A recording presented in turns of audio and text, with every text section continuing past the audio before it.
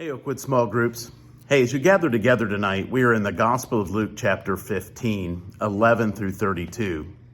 This is a gospel story that we know as the prodigal son. It's unique only to Luke, and we find within this chapter, Jesus shares stories that are gathered together in this. He shares the story of the lost sheep.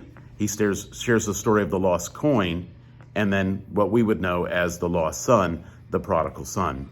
In this portion of Scripture, I just wanted us to go to it. It's one of those pieces of Scripture that a lot of people know or have heard of, or even when we think about something where we say that person's a prodigal, or that's my prodigal child, or prodigal son, or I'm a prodigal.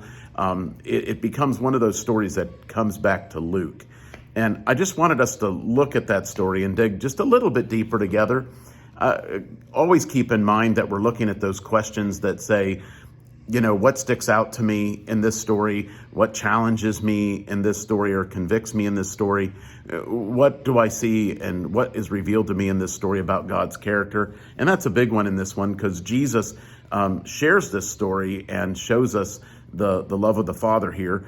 And we also want to be able to look at that other part of how can I apply it? So we want to look at that. Having said all that, as you look at the story, just look at it again with fresh eyes.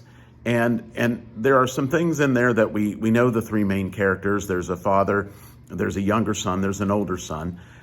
Each one of those persons has a story. If we look just at their story, the role of the younger son and what happened and his life, and the older son and what's happening there, and then certainly the father, and we'll talk about that in a minute, but also the other people that are involved with each of these three people's lives and what that means. And so just as you look at it, how many different people are involved, even if they're not named, becomes important to look at as we just relook at the story.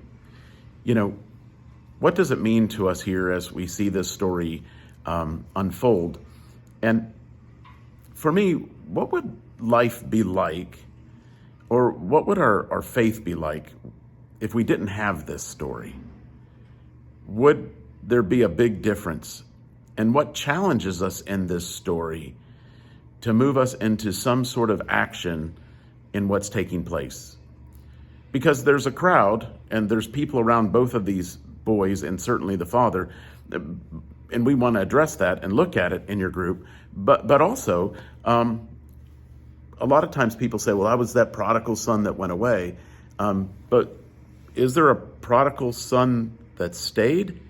And how does that relate to us today in the life of the church? And what about the role of the father here? Because I think that's what Jesus is highlighting and wanting us to see and understand. And so as we see what the Father does and how he responds, and maybe even more than anything, the heart of the Father in that time, in that setting, helps us when we say, what is it like to see God's character? Jesus gives us this story. There's a lot here. Look at it as a group. Take time to talk about it and share it.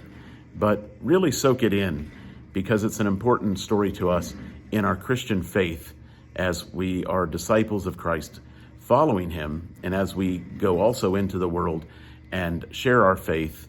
It's just so integral. And so what makes that so important for us today as we talk and share about this wonderful story in the Gospel of Luke, chapter 15, 11 through 32. Have a good night. Talk to you next week.